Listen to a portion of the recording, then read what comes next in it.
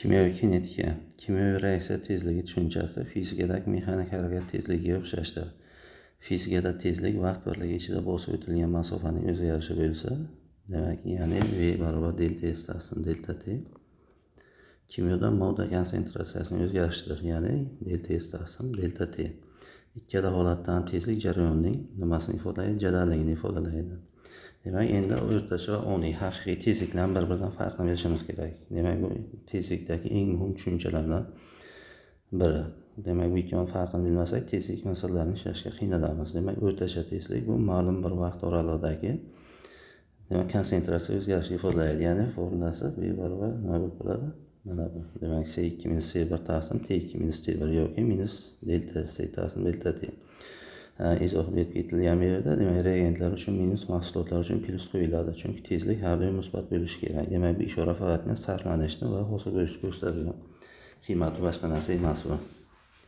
Xo'sh, demak, endi oniy tezlik nima? Demak, oniy tezlik demak, bu aynan bir ondagi tezlik bo'ladi. Qaysidir daqiqadagi, qaysidir ondagi tezlik daqiqa emas bu. Demak, t daqiqa katta bu. Demak, t intilganda 0 da. Demak, bu juda kichik vaqt oralig'idagi o'zgarish bo'lib qoladi. Demak, buni fizikadagi tezlik bilan tushuntirsak, demak, yo'l, masalan, bosib o'tilgan yo'l, misol uchun 1 soat yoki 2 soatda bosib o'tilgan yo'l o'rtacha tezlik bilan hisoblanadi. O'rtacha tezlik bo'ladi bu.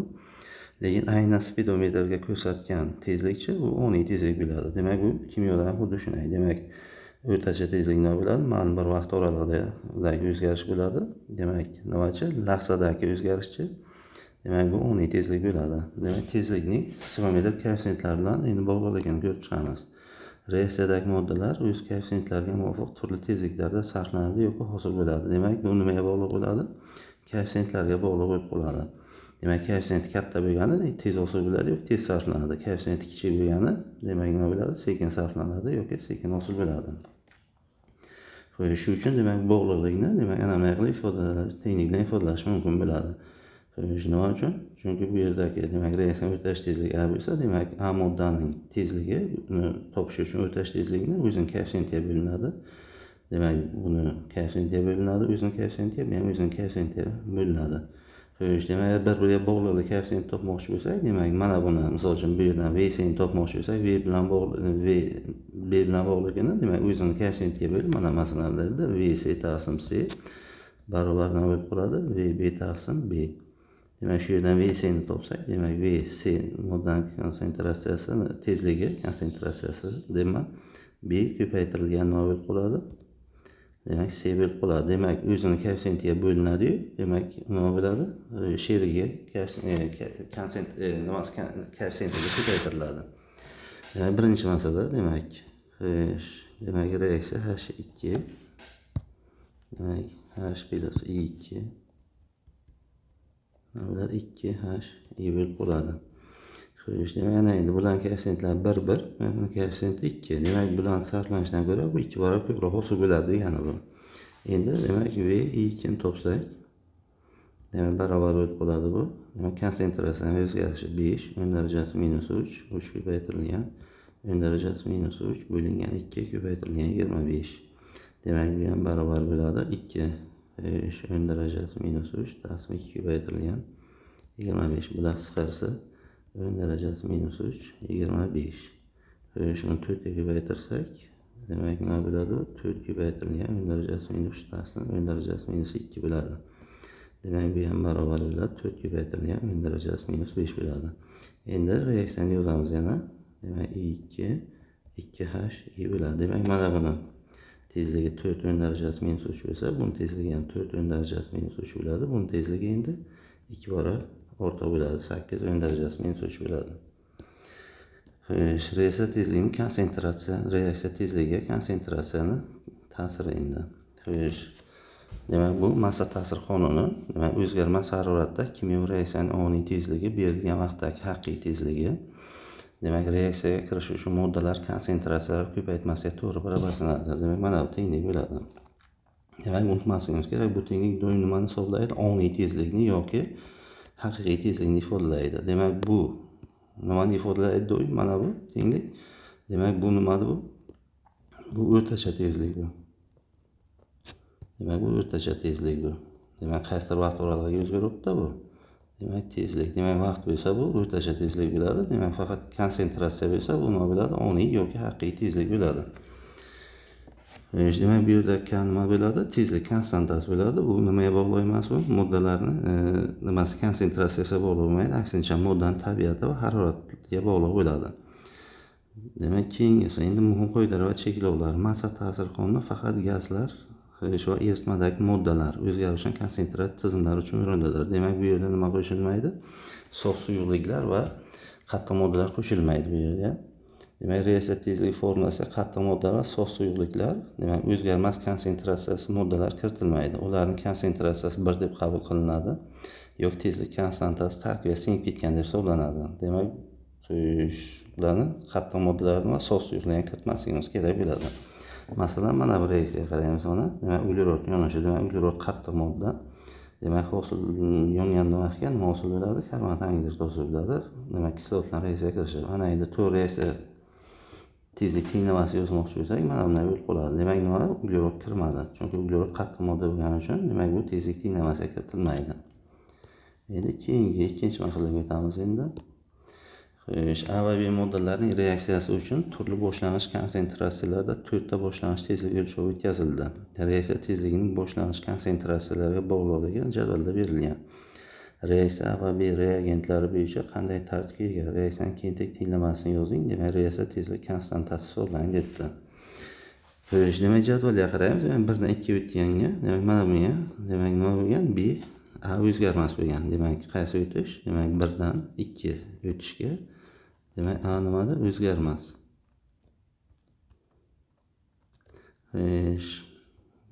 B nima bo'lgan? B ning konsentratsiyasi. A ning konsentratsiyasi bu. Demak, B ning konsentratsiyasi esa necha marta ortgan?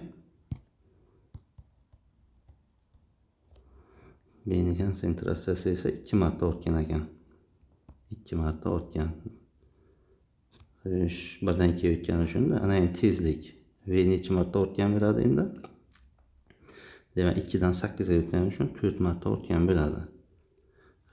Endi tezlikning umumiy ko'rinishini bunday qilib yozsak, V, demak, A ning konsentratsiyasi n'inchi darajasi ko'paytirilgan, B ning konsentratsiyasi m'inchi darajasi. Demak, A o'zgarmas bo'lgan vaqtga, B 2 marta ortgan vaqtga tezlik 4 marta ortdi. Demak, nima bo'ladi bu yerdan? M teng 2 bo'lish kerak ekan. Demak, 4 marta ortish uchun 2 ning kvadrati bo'lish kerak-da. M 2 ga teng ekan. Ikkinchi o'rin qaraymiz endi. Endi B ning o'zgarmay qolgan holatini topamiz mana. Demak, 3 dan 4 ga o'tgan vaqtga kelgan endi. 3 dan 4 ga o'tgan vaqtga nima bo'lyapti?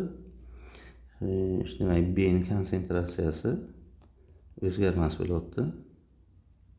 O'zgarmas. A ning konsentratsiyasi nima bo'lyapti? Necha marta ortyapti? Demak, 2 marta ortyapti. Demak, 1 dan 2 ga o'tgani uchun-da. Ana endi V tezligi nima bo'lyapti? 36 dan 72 ga o'tgani uchun bu ham 2 marta ortyapti. Demak, bu birinchi daraja bilan bog'langan ekan. Shuning uchun n teng 1 bo'lishi kerak ekan. Ana endi tenglamani umumiy ko'rinishga yozsak, demak, V barobar bo'lib qoladi.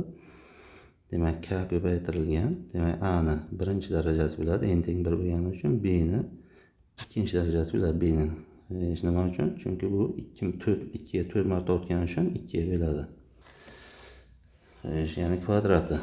Ana endi reaksiyaning kentik tenglamasini yozdik. Reaksiya tezlik konstantasi hisoblang. Ana endi mana bu qiymatlarni xohlagan bittasidan foydalanib, demak, tezlik konstantasi topish mumkin. Endi eng qulay uch, chunki 1 3, demak, butun sonlar va kichik, shu uchun. Demak, tezlik nechaga teng? 36 ga teng. K ko'paytirilgan 1, demak, ko'paytirilgan nimada? 3 ning kvadrati bo'ladi. Demak, buni kvadratda endi B ning kvadrati. Bu yerdan K teng 4 bo'lib qolar ekan. Demak, nechaga teng ekan? Konstanta, tezlik konstantasi 4 ga teng ekan. Endi tamom. Endi tezlik formulasida suvning ishtiroki. Demak, suvning ishtiroki. Demak, suv, demak, agarda erituvchi sifatida bo'lsa, bu holatda nima bo'ladi? Tezlik konstanta, tezlik reaksiya tezlik tenglamasiga qo'shilmaydi. Chunki nima bo'ladi u? Demak, juda ko'p bo'lgani uchun uni nimasining konsentratsiyasi o'zgarmas deb qaraladi. Hattoki, demak, suv sarflansa yoki hosil bo'lsa ham, demak, erituvchi muhitda, demak, suvning konstantasi o'zgarmas deb qaraladi. Agarda suvsiz muhitda bo'lsa va demak reagent yoki mahsulot sifatida hosil bo'lsa, bu holatda demak suv nima bo'ladi? Tezlik tenglamasiga kiritiladi. Xo'sh, demak mana masalan mana bu organik muhitda kiritilgan. Mana bu reaksiyaga qaraymiz ana endi. Demak bu teskari reaksiyaga suv albatta kiritilishi kerak. Chunki nima bo'lyapti bu? Demak suv muhitda yuz beryapti-yu, suv reagent sifatida ishlatilyapti. Demak buni suvning konsentratsiyasi o'zgarishi demak sezilarli bo'lgani uchun bu nima bo'ladi? Tezlik tenglamasiga kiritiladi. Xo'sh, masalan gidroliz jarayoniga kiritilmaydi. Chunki suv sarflangan vaqtga ham gidrolizda nima bo'ladi? Suv juda ko'p bo'lgani uchun, suv muhitda yuz bergani uchun, demak bu holatda suvning konsentratsiyasi o'zgarmas deb qaraladi. 3-masala quyidagi ikki xil sharoitda bo'layotgan reaksiyalar uchun oniy tezlik formulalarini yozing va suvning H2 o'rnini izohlang. Birinchi holat saharozang suvli eritmadagi gidrolizi. Demak suv erituvchi va juda ko'p miqdorda. Demak bu nima bo'ladi? Qo'shilmaydi bu suvga, demak kirmaydi bu, faqatgina qolgan moddalardan yoziladi, suv bilan yozilmaydi. Endi keyingisi bu bilan yoziladi. Endi keyingisi ikkinchi holat etilasitatning suvsiz organik muhitda, masalan mutlaq etanolda gidrolizlanishi. Ana bu yerda suv nima bo'ladi? Kiritiladi. Nima uchun? Chunki suv nima bo'lyapti? Mutlaq etanolda deyapti. Demak bu suvsiz muhit bo'lgani uchun, demak bu yerda reaksiya tenglamasiga, tezlik tenglamasiga suvni kiritishimiz kerak bo'ladi. Demak V barobar K ko'paytirilgan. Demak CH3, demak CO, demak C2H5 ko'paytirilgan. Mana bu H2O bo'lishi kerak bo'ladi. Ana endi demak bu ham bo'ladi. Davom etamiz endi. Qattiq modda ishtirokida u ham tezlik tenglamasiga kiritilmaydi, ammo uni reaksiyani nima bo'ladi? Teginish yuzasiga bog'lab bo'ladi qattiq moddalarni. Demak maydalanganlik darajasiga qancha maydalangan bo'lsa, demak u reaksiya nima bo'ladi? Sirti ko'proq bo'lgani uchun reaksiya shuncha tezlashadi. Endi harorat ta'sirini ko'ramiz endi. Demak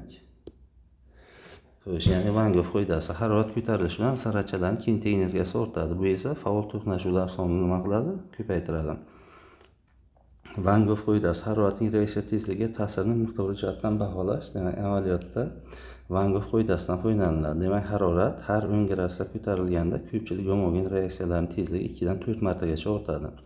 Tezlikning necha marta ortishini ko'rsatuvchi son gamma reaksiya tezligining harorat koeffitsiyenti deyiladi. Demak tezlik uchun matematik ifodasi endi demak nima bo'lib qoladi? V2 teng V2 taqsim V1 barobar gamma T2 minus T1 taqsim bo'lib qoladi, gamma darajasi. Demak buni ham qanday qilib yozish mumkin? Demak V2 barobar bo'ladi V1, demak gamma T2 minus T1 taqsim bo'ladi. Demak buni eslab qolish ko'p qiyin emas. Men birinchi ikkinchi tezlikda eslab qolish ozgina qiyin. Demak tenglikni chap tomondagi nimadan temperaturadan tenglikning o'ng tomondagi temperaturani ayirishimiz kerak bo'ladi. Endi bitta masala ko'ramiz endi. Demak 4-masala. Reaksiyaning 50 gradusdagi tezligi 60 gradusdagidan 4 birlikka kam, 40 gradusdagidan esa 1 birlikka ko'p. Demak 10 gradusdagi tezlikni toping debdi. Demak masalan shu yerdan ishlaymiz ana endi. Oldin shartini yozaylik, yozgan joyini ko'proq olaylik. Yozuv ko'proq masalan 50 gradusdagi tezligi demak nima deymiz endi? V 50 gradus barobar bo'ladi 60 gradusdan 4 birlikka kam. Demak V 60 minus 4 bo'lib qoladi. 60 gradusdagi tezlikni V 60 deb olaylik-da. V 60 gradus minus 4 bo'ladi. Keyingisi 40 gradus tezligi esa 1 birlikka ko'p ekan. Endi ikkinchisi demak V 50 gradus barobar bo'ladi V 40 gradusi plus 1 bo'lib qoladi.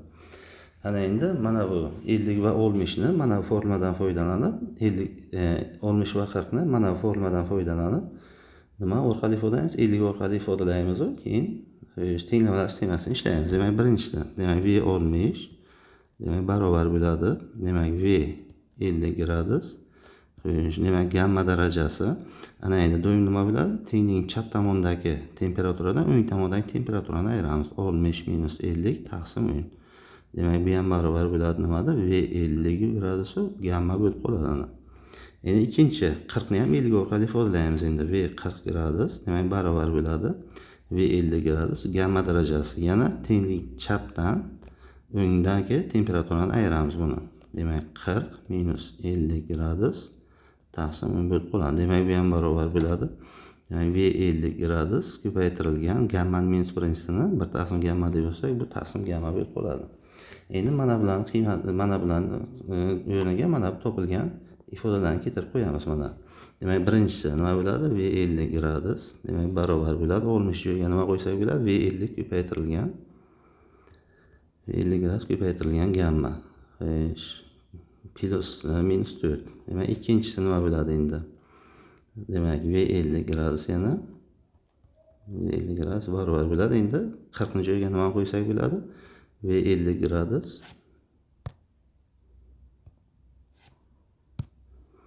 demak V50 gradus taqsim gamma yu plus 1 bo'lib qoladi. Demak, bunga umumiy mahraj beraveramiz. Birinchi tenglamani o'zini yozsak, demak V50 gradus barobar, demak V50 gradus ko'paytirilgan gamma yu minus 4. Ikkinchisi gammaga ko'paytirsak, demak V50 gradus ko'paytirilgan gamma barobar V50 gradus plus gamma bo'lib qoladi. Endi qo'shib yuborsak, mana bular ketadi, bular ketadi. Demak, bu yerdan gamma teng 4 bo'lib qolar ekan.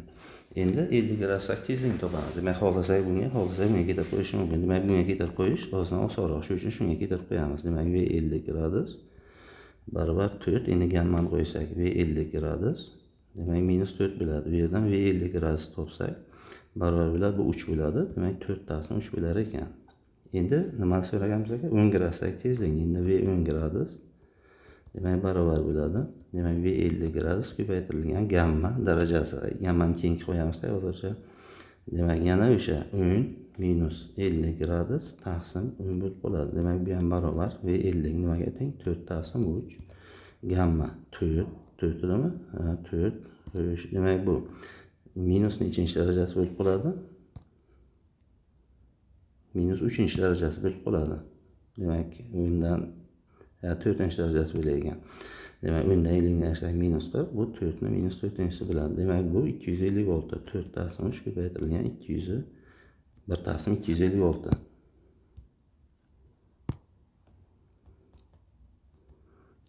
Demak, bilan hisoblasak 64 bo'ladi. 64 o'sha ko'paytirsak 1 taqsim 192 mol taqsim birlik ekan endi bu. Nima aytmaymiz endi. Tamam.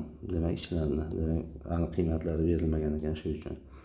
Endi keyingisi, demak, reaksiyani, demak, vaqt uchun matematik ifodasi harorat T1 dan T2 gacha o'zgarganda reaksiya tezligi, demak, bu reaksiyaning tugash vaqti o'zaro teskari, demak, proporsional mutanosib debdi. Demak, bu demak, shu sababli, demak, harorat ortishi bilan tezlik necha marta ortsa, demak, reaksiyaning demak, va tugash vaqti shuncha marta qisqaradi. Mana bunga qarang, bu T1 taqsim T2.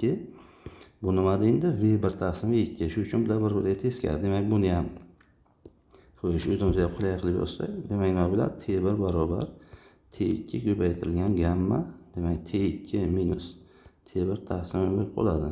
Endi bu teskari bo'lgani uchun teskari ayirma bo'ladi endi. O'ng tomondagi temperaturada mana T2, demak, chap tomondagi temperatura ayriladi. T1 bo'lib qoladi. Xo'sh, demak, 5-masalani ko'ramiz endi shunga oid masala. Rux bo'lak kislota 20 gradusda 27 minutda, 40 gradusda 3 minutda eridi. Bu rux bo'lagi 50 gradusda necha minutda eriydi debdi. Endi demak, birinchisi T 20 gradusga necha minutda eriydi? 27 minutda eriydi. T 40 gradusga necha minutda eriydi? 3 minutda eriydi. Demak, 50 gradusdagi erishini topishimiz kerak. Demak, bu ikkovidan foydalanib oldin gammani topamiz endi. Qiyinlik xohlaganda yozish mumkin. Mana keling endi T 20 gradusni yozamiz. Demak, T 20 gradus barobar T 40 gradus.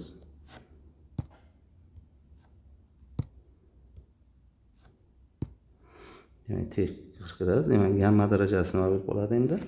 Xo'sh, demak, bunga teskari ayiramiz. 40 dan 10 ni ayiramiz. Demak, 40 gradus minus 10 gradus taqsim 10 bo'lib qoladi. Hech graduslarni yozib o'tmay. Endi qiymatlarni keltirib qo'ysak, demak, T 20 nechaga teng? 27 ga teng. Demak, T 40 nechaga teng? 3 ga teng. Gamma darajasi necha bo'lib qoladi endi? O'sha 20 ekan, buni men yozib ketdim.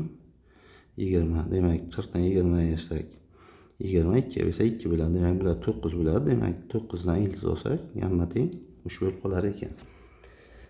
Endi 50 gradusda necha minutda eriydi? Endi buni topishimiz kerak endi. T 50 gradus barobar xohlagan bittasini olishimiz mumkin. 20 ni olaylik, 40 ni olaylik yaqinroq. Demak, T 40 gradus, demak, gamma darajasi nima bo'lib qoladi endi? 40 minus 50 gradus taqsim 10 bo'lib qoladi. Demak, barobar. Demak, 40 gradusga qanchaga eriydi u? 3 minutda eriydi. Demak, mana bu gammani 3 darajasi minus 1-chi bo'ladi. Demak, 1 taqsim 3 bo'lsa, demak, bu 1 minutda erar ekan. Demak, bo'ldi. Endi tezlik konstantasi K uchun qo'llanishi. Demak, Van Gogh qoidasi har doim reaksiya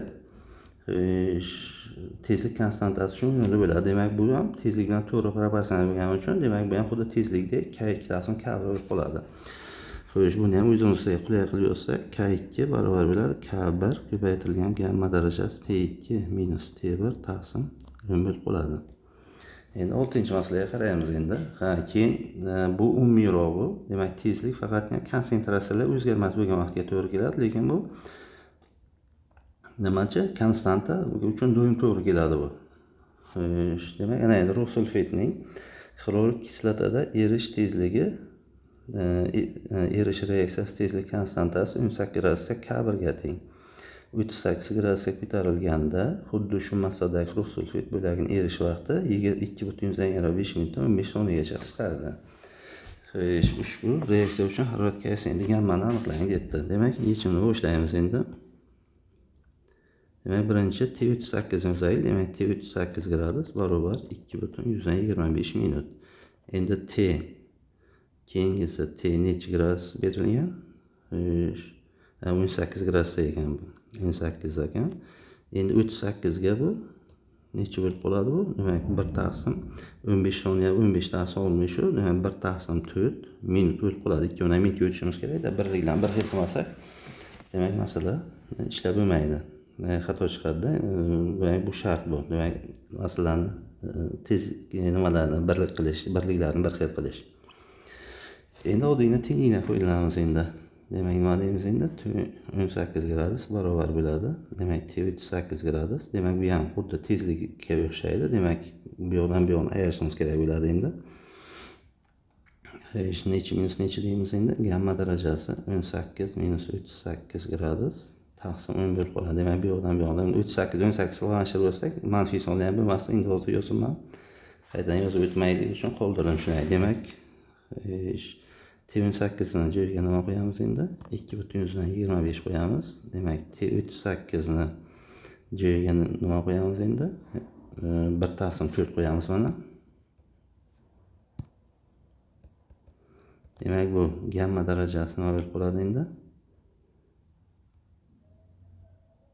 Chapga yozilmas 18 minus bu tezlik bilan o'xshaydi-ku. Demak, necha 18 uzr. Demak, bu tezlikdek bo'ladi. Demak, qaysidan? Demak, bunisidan bunisini ayiramiz endi. 38 gradusi minus nima bo'ladi? 18 gradus bo'ladi. Bu gammani ikkinchisi bo'ladi. 9 bo'lsa, gamma teng 3 bo'lib qoladi. Xo'sh, demak, nima bilan? Tezlik bilan konstantalar demak bir xil bo'ladi. Nima? Vaqt esa bunga teskari bo'ladi. Ana endi, demak, nima bo'ldi endi? Gamma teng nima chiqdi endi bu? 3 chiqdi bu. Aniqladik. Endi 40 gradusga ko'tarilganda reaksiyaning tezlik konstanti K3 dastlabki K1 qiymatdan necha marta katta bo'lishini ko'rsating deyapti. Endi nima deymiz endi? K3 demak, bu necha gradusda bu? 48 gradusga endi.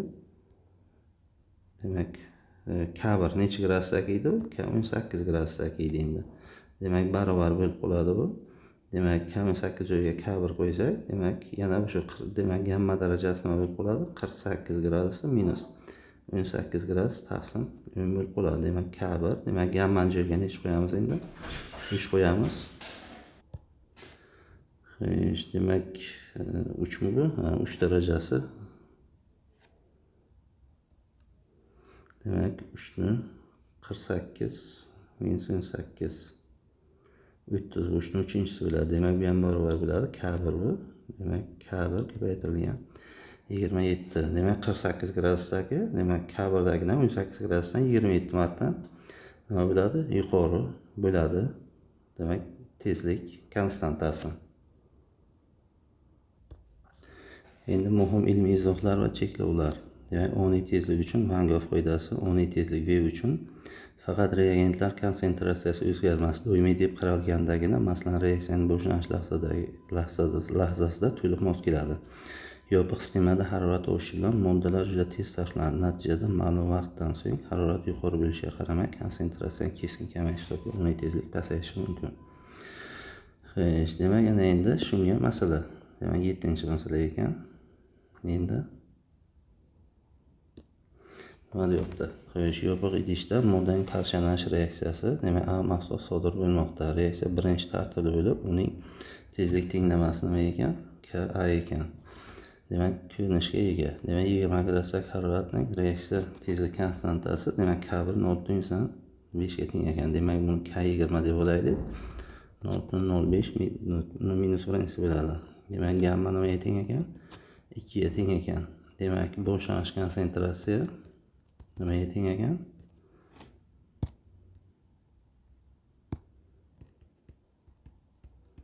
Barobar 1 mol taqsim litr ekan. Demak, ana endi 50 gradusdagi reaksiyaning boshlang'ich oniy tezligini toping deyapti. Demak, oniy tezlikni topish uchun massa ta'sir qonunidan foydalanamiz endi.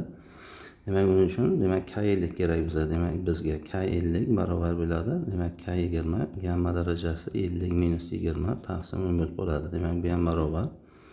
Demak, 0.05 mana bu ko'paytirilgan gamma 2, demak 3. Demak, barobar 0.4 metr minutni minus birinchisi bo'lib qoladi.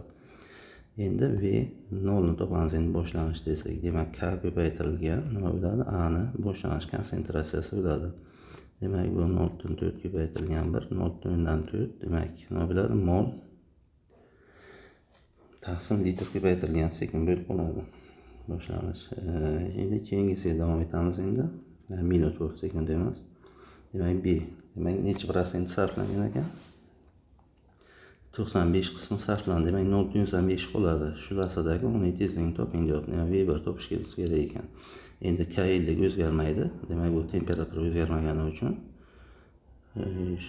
endi nima topish kerak? Konsentratsiyani topsa yetarli bo'ladi endi. Demak, A konsentratsiyasini demak qolgan deb yozsagana endi nima bo'ladi? A boshlang'ich 0 bo'ladi-yu, demak ko'paytirilgan 0.05 bo'lib qoladi. Demak, 1dan 0.95 ni ayirganmiz. Demak, bu ham barobar bo'ladi 1 ko'paytirilgan 0.05. Demak, bu ham barobar 0.05 bo'lib qolar ekan qolgan konsentratsiya. Endi V 1 ni topsak endi nima bo'ladi? 0.4. Demak, bu nimada? Tezlik konstantasi ko'paytirilgan 0.05. Bu ham barobar nima bo'lib qoladi? 0.2 bo'lib qoladi. Endi C. Nima uchun 50 gradusdagi yakuniy oniy tezlik V1 hatto 20 gradusdagi boshlang'ich tezlikdan ham demak past bo'lib ketdi deb savol berdi. Endi bu nima uchun bo'ladi? Konsentratsiyalarni keskin kamayish hisobiga bo'lib qoladi bu. Demak, ana endi nima qilamiz? Endi 20 gradusdagi haroratdagi tezlikni topsak endi, demak V20 gradusdagi tezlik nima bo'lib qoladi endi? 0.05 demak ko'paytirilgan bo'lib qoladi-yu. Demak, nimasi? Konsentratsiyasi 1. Bu 0.05 bo'lib qoladi. Ana endi demak K50 taqsim demak K20 ni ko'ramiz endi. Demak, bu nima bo'ladi? 0.4 taqsim 0.05 bo'ladi. Demak, bu 8 ga teng bo'ladi endi. Endi tezliklarni ko'ramiz. V0 taqsim demak V20. Demak, bu 0.4 demak hisobladik mana. Shuni hozir hisobladik. 0.05.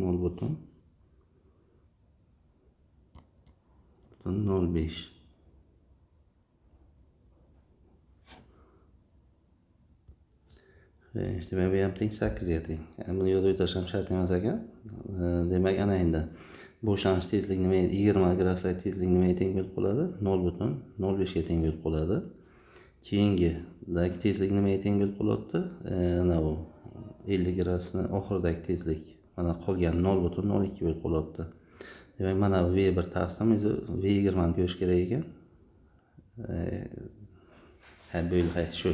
Ana endi tezlik nima bo'lyapti? Hattoki 20 gradusdagi boshlang'ich tezlik nimadan temperatura past bo'lsa ham, demak 50 gradusdagi oxirgi tezlikdan nima bo'lyapti? Katta bo'lyapti. Lekin mana bu necha barobar katta bo'lib qolgan mana bu? 8 barobar. Demak, tezlik konstantasi 8 barobar ortgani bilan ham baribir nima bo'lgan? Tezlik kamaygan. Bu konsentratsiyani kamayish hisobiga bo'lib qoladi. Demak, V0 taqsim demak 0.4 bu qaysi boshlang'ich tezliklar? Demak, bularni nima hisoblaymiz? Demak, ikkita boshlang'ich tezlikning farqini, demak, agarda nima bilan 50 gradus bilan boshlansa, demak 0.4 bo'ladi, 20 gradus bilan boshlansa 0.8 bo'ladi. Demak, kerak emas ekan. Shu masalan shartiga so'ramagan ekan. Demak, bu ham tamom. Endi nimani ko'ramiz? Endi katalizator ta'siri. Endi katalizator demak bu to'g'ri va teskari reaksiya tezligini ham bir xil nima qiladi, orttiradi. Lekin bu nimalar energiyani pasaytirmaydi, faqatgina nima qiladi, boshqa yo'ldan o'tadi. Masalan, agar katalizatorsiz mana bu yerdan o'tsa agar katalizator bilan mana bu yo'ldan katalizator mana bu yo'ldan o'tkazadi. Demak, nima bo'ladi? Uni aktivlanish energiyasini pasaytiradi. Xo'sh, lekin nimani kamaytirmaydi o'zi? Energiya boshqa yo'ldan o'tkazgani uchun aktivlanish energiyasi oldingiga nisbatan ozgina demak kamayadi. Keyingi nazariyalari demak o'zlari o'qib olishlari mumkin. Shu bilan demak tamom.